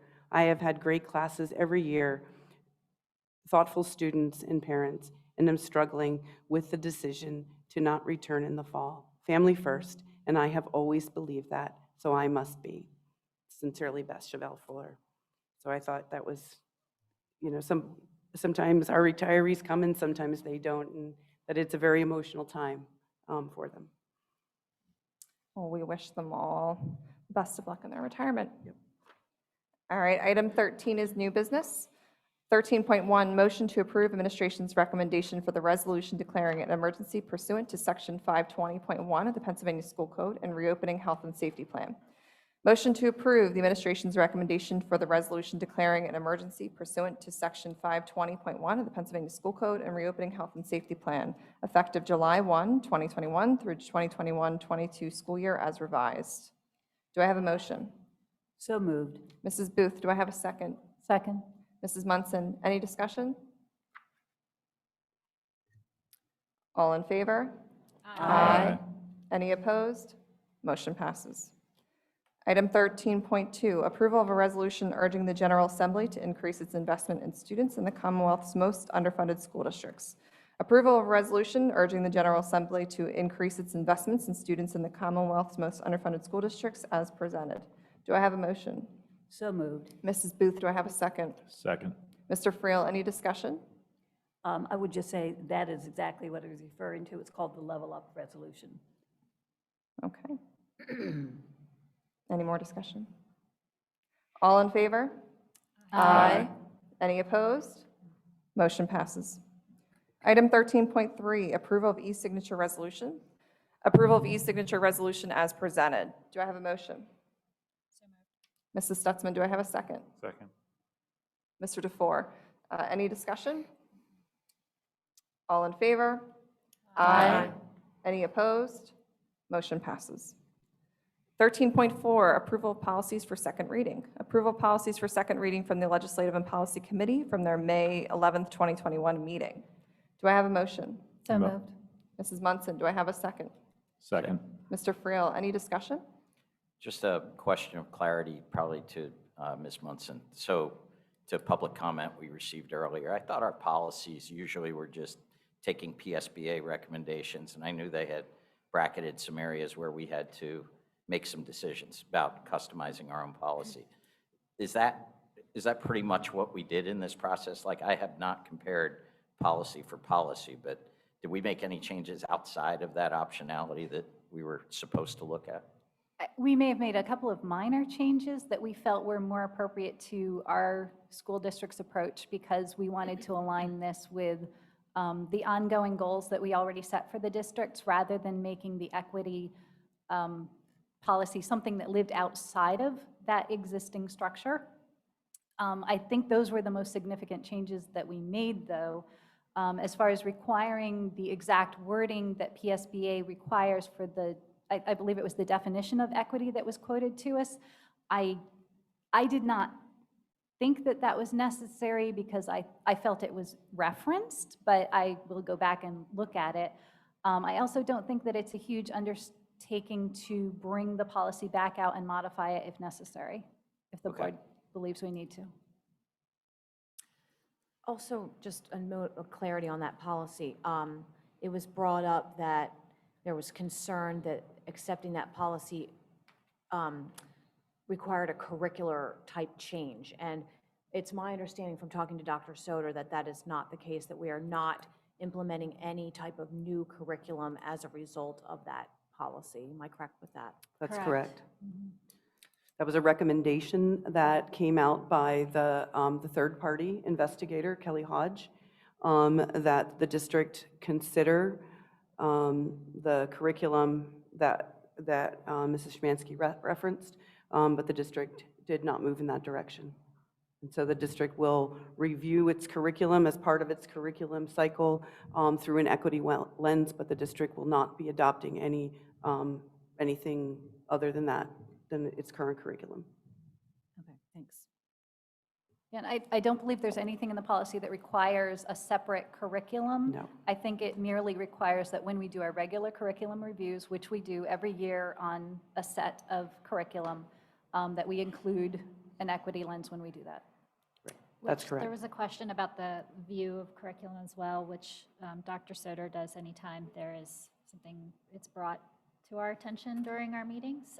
So they have all been part of public comment as far as any significant changes, which there have. So our curriculum review is usually conducted at our working session meetings. We review with the public what those recommendations are. So there was a question about when are we going to get to see it, and they can see it at our working sessions.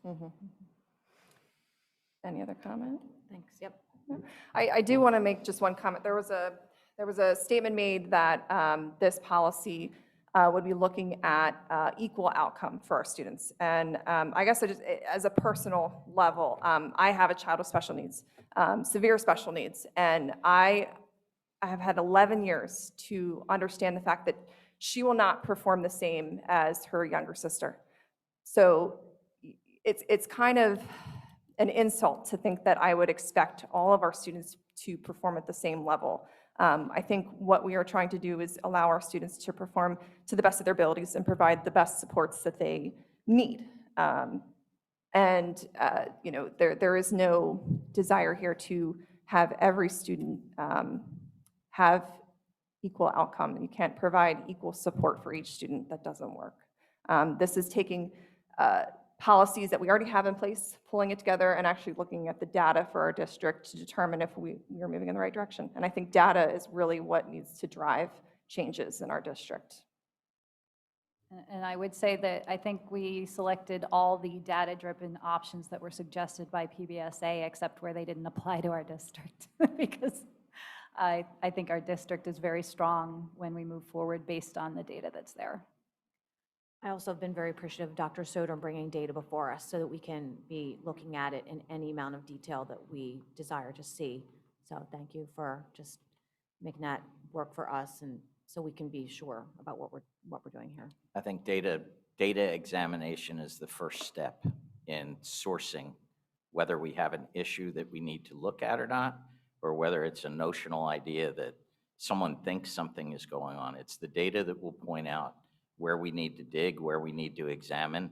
And that data may indicate that there's an issue, but upon examination, there may be factors outside of the school district's control over what may be affecting that. But certainly, we will be looking for factors that we can implement policies, or really more implement practices that can improve the experience of all the kids, no matter, you know, kind of what their life experience is. So I think that's basically what this equity policy really was, to put a framework around. And I too appreciate the data-driven approach.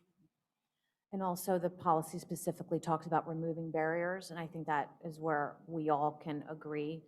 I totally respect everyone's views on the idea that there are some places where a radical direction is being taken by the school districts, and I don't think there's anyone at this table that has interest in that. We want to remove barriers wherever they are, but we don't want to be interfering with people's families and people's family decisions in any way. And so I appreciate everyone's feedback, because, you know, this will not be the last time this is talked about, I'm sure. And so if there are concerns, we want to hear them. And so thank you for speaking out. And definitely examine the policy, right? And if there are issues, not, you know, kind of out there in the broad world, but specific to the policy and what's going on in Owen J. Roberts, I think it's imperative to bring those to the attention of the board, which we can bring them to the attention of the administration. We can discuss them, we can examine them, and hopefully we can come out with a, you know, with a conclusion that as best we can satisfy a community that on every single issue that we examine certainly is divided, right? And these issues are no different. But I too appreciate the public comment. I would agree with Ms. DiMarino's statement. And yeah, I think all of us are intent on improving the experience in ONJ for all of our students. Any more discussion? All in favor? Aye. Any opposed? Motion passes. Item 13.5, approval of policies for second reading for deletion. Approval of policies for second reading for deletion from the Legislative and Policy Committee for the May 11th, 2021 meeting. Do I have a motion? So moved. Second. Mrs. Munson, my first. Dr. Melnizek is my second. Any discussion? All in favor? Aye. Any opposed? Motion passes. Item 13.6, ratification of homebound instruction. Ratification of homebound instruction as presented. Do I have a motion? So moved. Mrs. Booth, do I have a second? Second. Mrs. DiMarino, any discussion? All in favor? Aye. Any opposed? Motion passes. 13.7, approval for school board members, superintendents of schools, and central office staff to attend conferences. Approval for school board members, superintendent of schools, and central office staff to attend conferences as presented. Do I have a motion? Mrs. Stutzman. Do I have a second? Second. Mr. DeFore, any discussion? All in favor? Aye. Any opposed? Motion passes.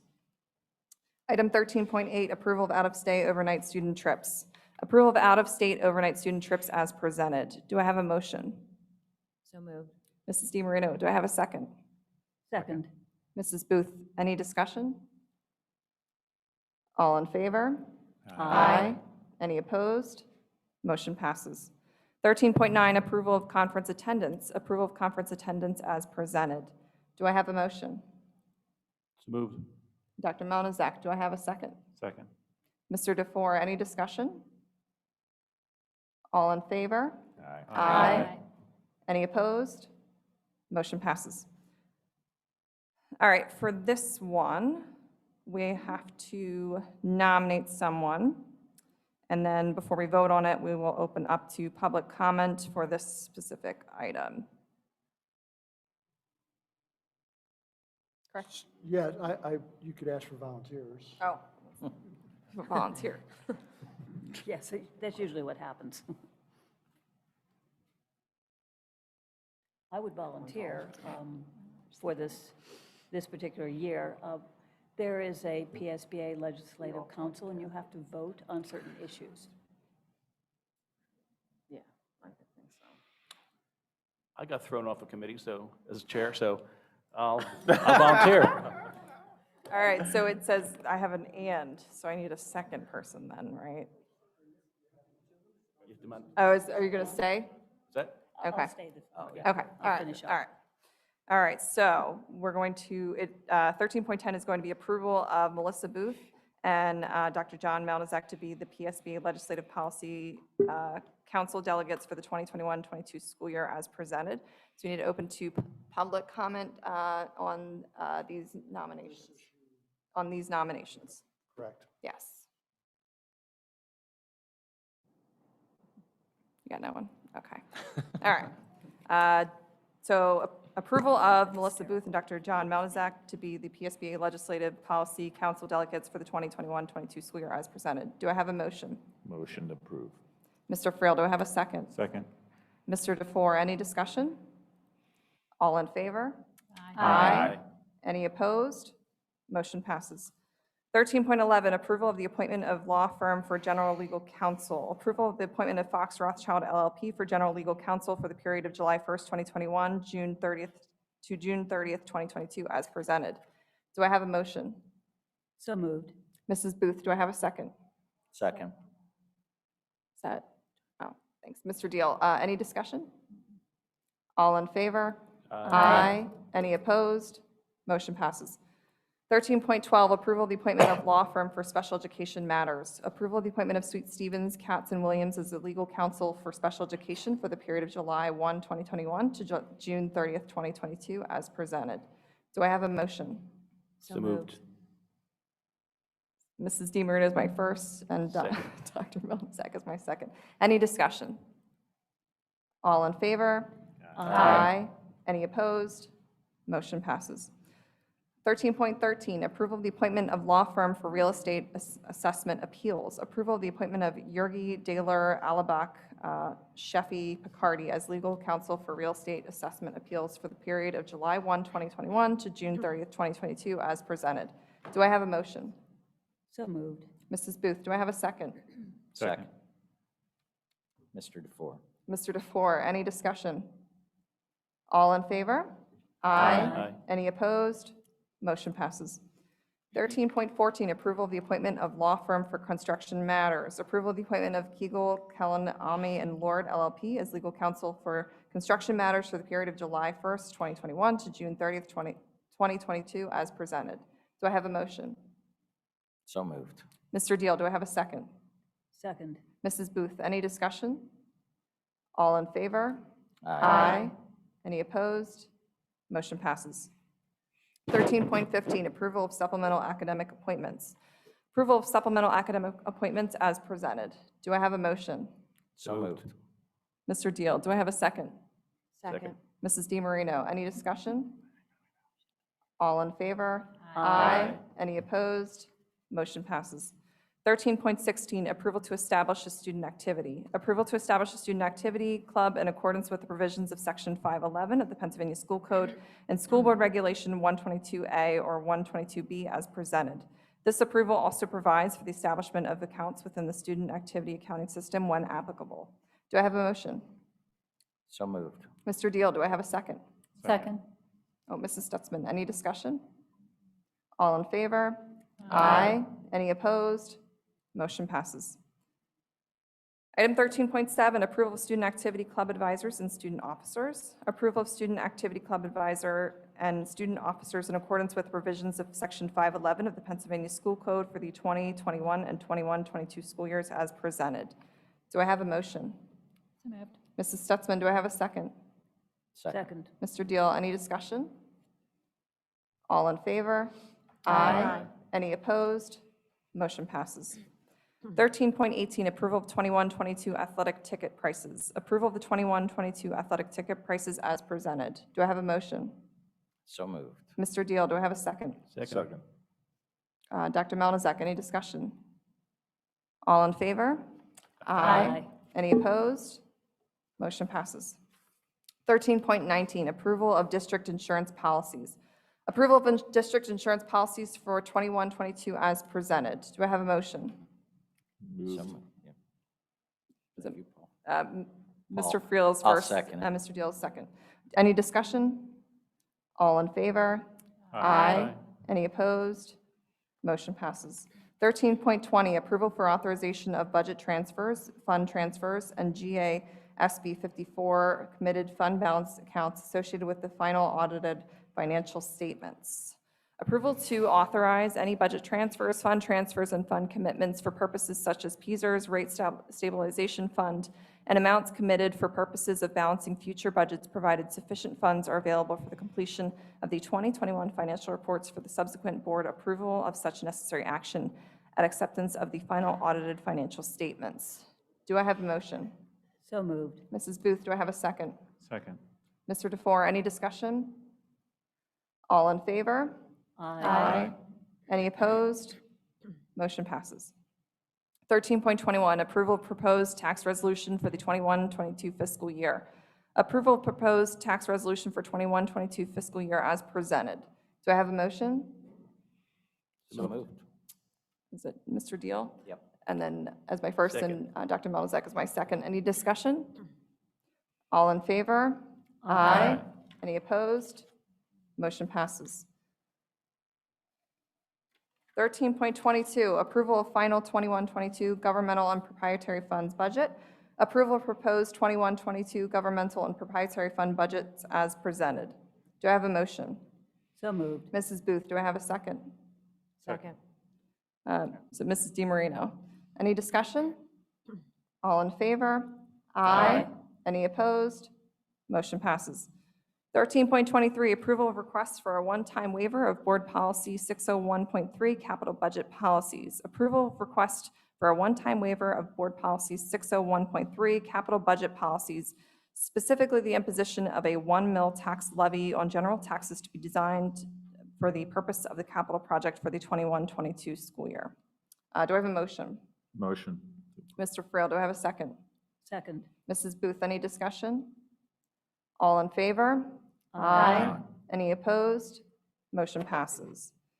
13.24, approval of 2021 Homestead and Farmstead Exclusion Resolution. Approval of the 2021 Homestead and Farmstead Exclusion Resolution as presented. Do I have a motion?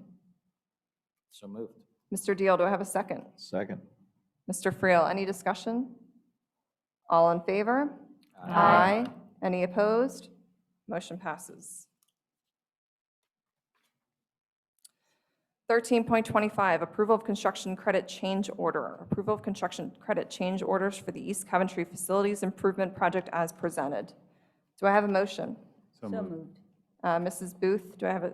Second. Mr. DeFore is my second. Any discussion? All in favor? Any opposed? Motion passes. 13.26, approval of tuition agreement for non-resident enrollment in accordance with policy 202. Approval of a tuition agreement for non-resident enrollment for student A in accordance with policy 202, pupils eligibility of non-resident students for the 2021-22 school year as presented. Do I have a motion? So moved. Mrs. Stutzman is my first, Mrs. DiMaria is my second. Any discussion? All in favor? Aye. Any opposed? Motion passes.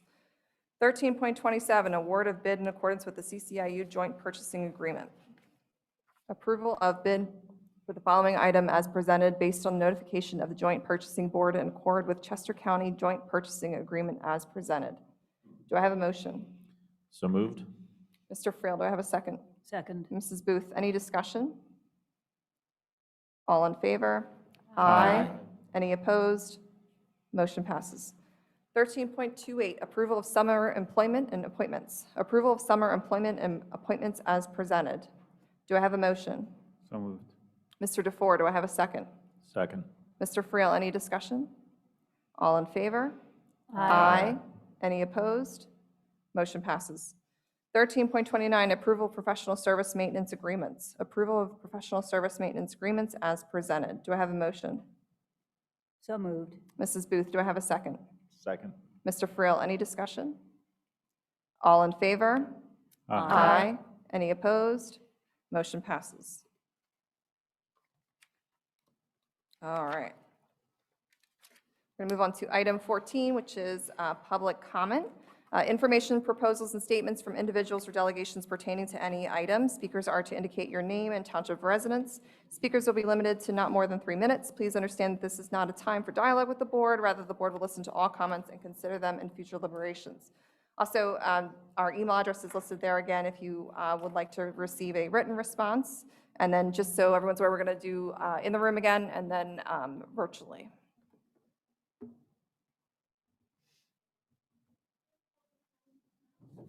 Yes. Yes. Do you want to come up to the podium? And then I think there's a sign-in. There's a sign-in book, and then you give your name and your township of residence. Mr. San Francisco will come and help you. It's your first time doing it. Not in this district. She can't speak. Oh. Brian, If she's a resident, She's- she's a taxpayer. that's fine. Is she a taxpayer or resident of the district? And then she's not permitted to participate. Any additional public comment? Do you want to check Zoom?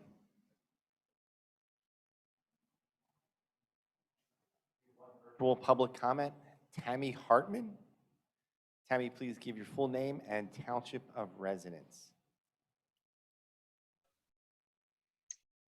Hello, Tammy Hartman, North Coventry Township.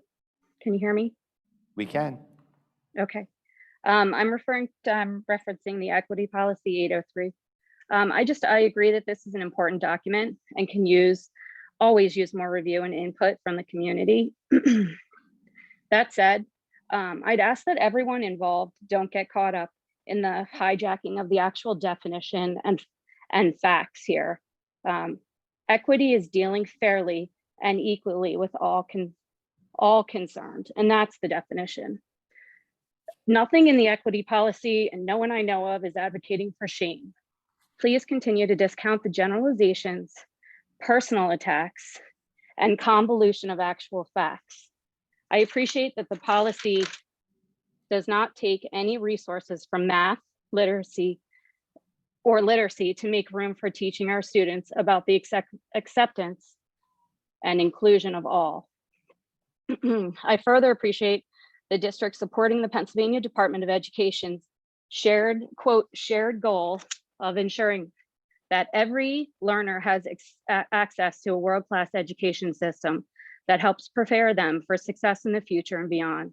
Critical to that mission is creating a culture of inclusiveness at all schools across the Commonwealth, where students feel safe, respected, and welcome. Additionally, their declaration that Pennsylvania schools should be safe havens for all students, regardless of their race, color, religion, ancestry, gender, sexual orientation, gender expression or identity, national origin, or ability. Feel safe, respected, and welcome. Please continue to make the policy that supports this important position of the Pennsylvania Department of Education. Thank you. Thank you. May I speak? Heather McCurry, East Coventry, and I just want to piggyback on my earlier comment, and I think you guys need to look at this policy that you passed, because I think equity means different things to a lot of different people, and that is going to cause a problem, because to what she said, Tammy, I would put out that all students shall feel safe, and a woman here earlier talked about curriculum that she didn't like for her children to feel safe. And there were a number of books on the school website earlier that are no longer on the website. And I don't think that the books that were listed there would make those students that were targeted with those books feel safe in this district either. I see those books are taken off the website. I think I discussed that with some of you, but I will send you a copy of the books that were on there again. Thank you. Thank you. And I believe you have another one, Mr. Sampan. They put their hand down. So that's the end of virtual comment.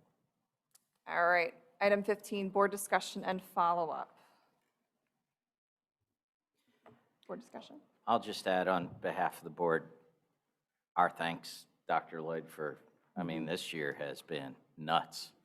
The number of multiple phone calls every single day, leading up to holiday vacations, leading up to vacations, leading up, trying to follow the WHO, the CDC, the Candlestick Maker, the CCHD, the alphabet soup of health agencies.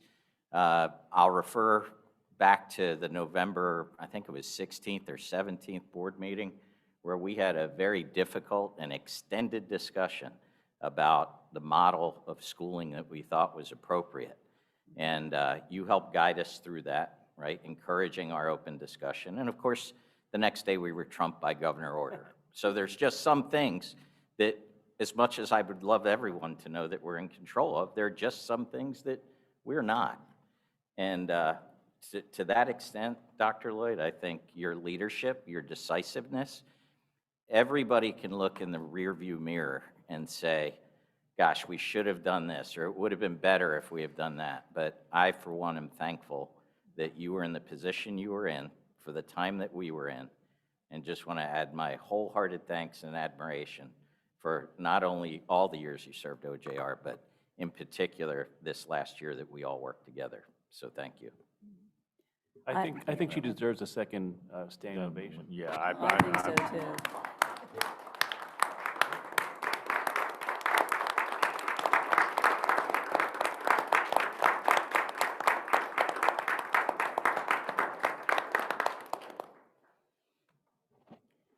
I agree with what everybody has said.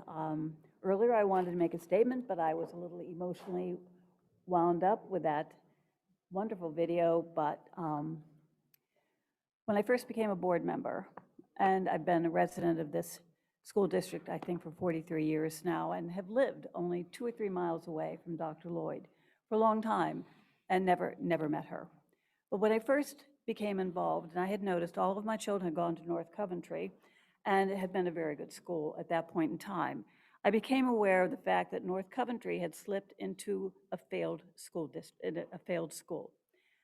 And then I heard that Dr. Lloyd turned it around, and I brought this button with me because she turned that failing school to a distinguished school district. And that was one of only 100 school districts in the entire country within a few years. And I knew I had to meet this talented educational leader. I made a pretense visit to East Coventry. I donated several of my photography pieces to the PTA board, and I had a wonderful sit down with Dr. Lloyd. And one of my first questions to her was, how did you do this? What made it important? And her response to me has stayed in my head for a long time, and that's actually one of the reasons she sits here today. Students first and students last, but continuity of leadership, makes all the difference to leadership or to educational outcome for our students. And during her tenure, she has left an indelible mark on this school district. Not only do we have one distinguished school now in this district, we have two. West Vincent was also awarded the same prize, but she has worked endlessly through this very difficult year. And this board knows we all did not agree, and it was very difficult to come up with a decision on having our students in school, how are we going to educate our students. So I agree with everybody, and even if you want a third applause, we could not have done it without Dr. Lloyd's leadership this year. She is an exquisite manager of crises, and we certainly were in a crisis. We are going to miss you dreadfully. We have a new superintendent coming in, but we are going to miss you immensely. And thank you for everything you have done, not just for the district, but for your community. I want to applaud you personally.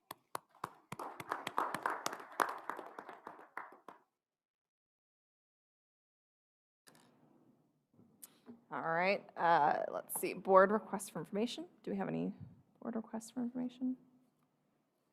No. All right, we're going to adjourn this meeting. Thank you, everyone. Have a good night.